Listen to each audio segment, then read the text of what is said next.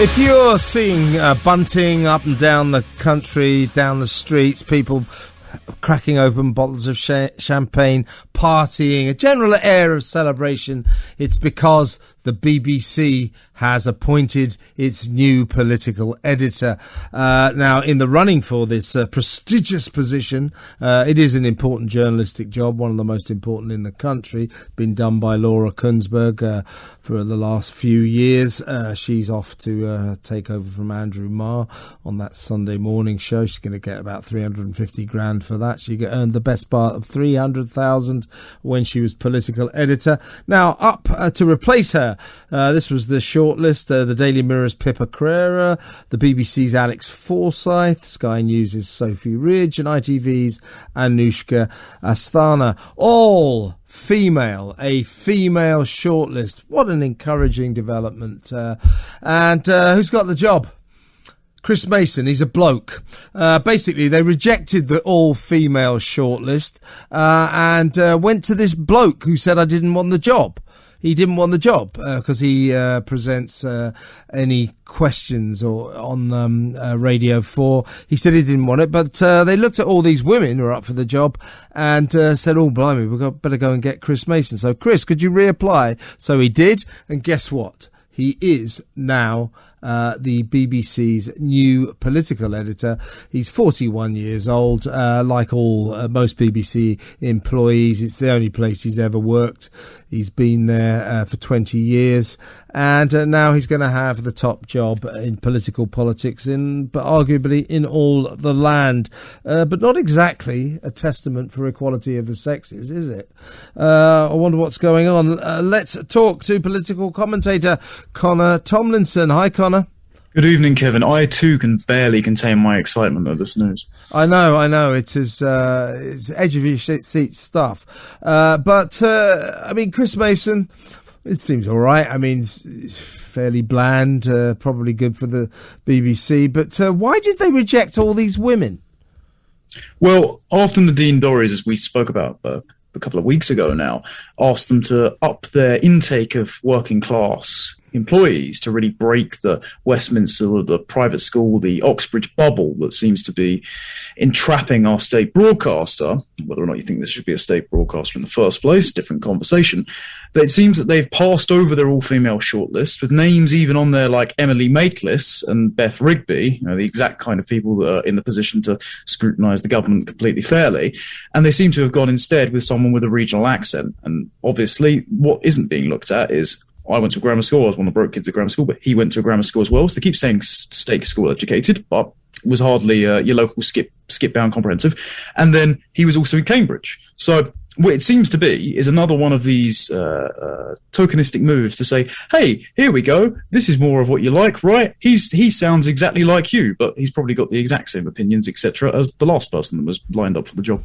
At the moment, he's below the £150,000 a year threshold, his current job, because he's a political correspondent as well as hosting Any Questions on Radio 4. So his salary doesn't have to be revealed in the annual list of what people earn at the state broadcaster, but he is likely now to go up to the region of £260,000 a year, and therefore will make the list of those who have to have their salaries revealed. So that's a change of status for him.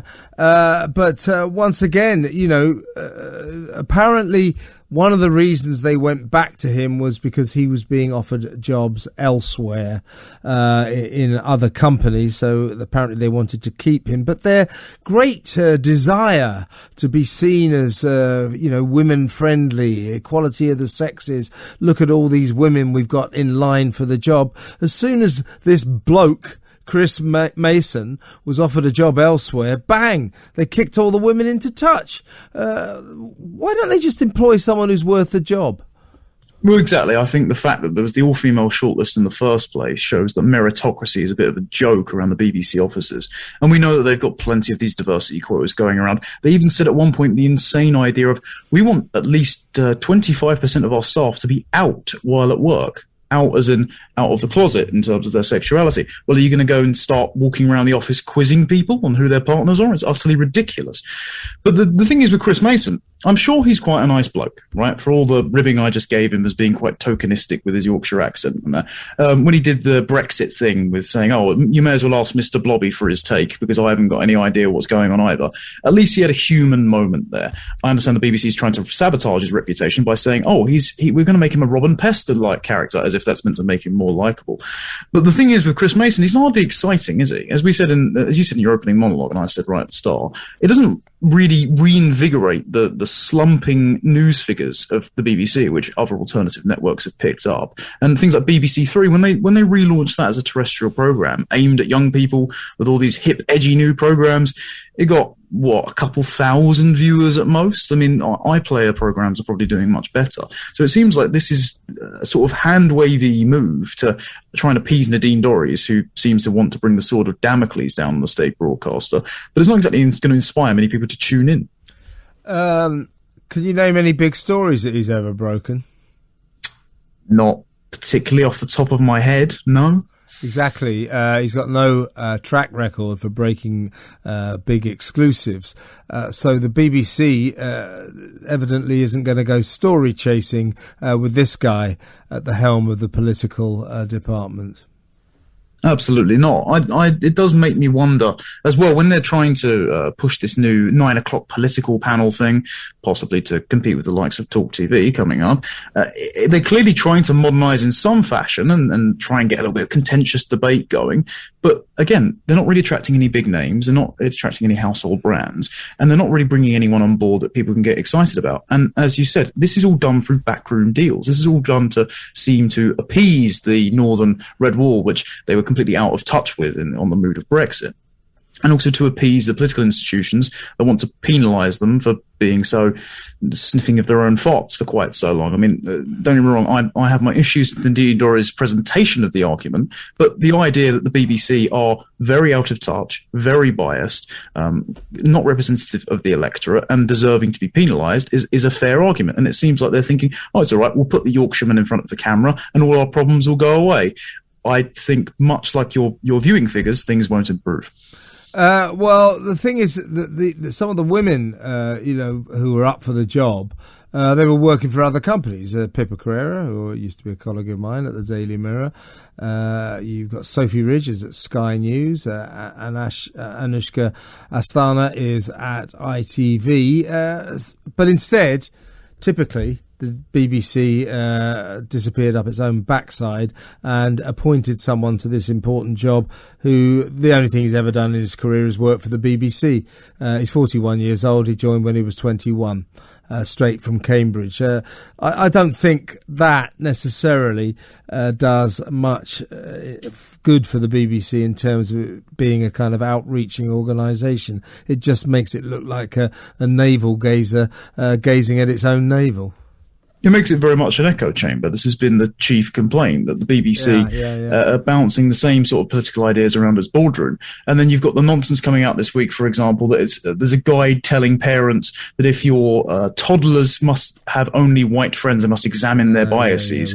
And in that they've capitalised the race groups of black and brown, but not white, clearly trying to politicise those groups and stoke animosity. So I think there's a lot more institutional problems with diversity of thought at the BBC that aren't being addressed. That's the problem. I don't think they ever deliberately try to stoke animosity, but the way they go about some of these things, they end up doing just that. And you're right.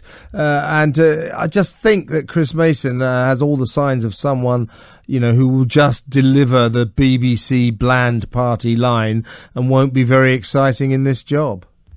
Well, the worst thing, the opposite to love is not hatred, it's apathy. And quite a few people have really started to hate the BBC over the last few years. I mean, I know plenty of people that have gone, right, that's it, I'm cancelling my licence fee. I'm only going to watch, the TV programmes and YouTube over the internet from now on and completely dodge it. And I understand that. But I think this may be another sort of death knell if they keep going down this sort of safe-picking road, is that people won't just actively dislike the BBC. They'll just switch off and refuse to engage with it at all. It's the old media joke of, how could we possibly stop living in fear? And then the guy watching the TV just turns the TV off. But the moment you're out of people's minds, well, you're going to be out of pocket, I'm afraid. And I just wonder whether he's actually worth £260,000 of our money, because we pay our BBC licence fees and they divide that money up between themselves, giving themselves outlandishly huge salaries. Laura Kunsberg off to get 350 grand a year to present one programme on a Sunday morning. So thank you very much, BBC, for taking our money and dividing it between yourselves. Connor, great to talk to you as always. That's Connor Tomlinson, political commentator. When we come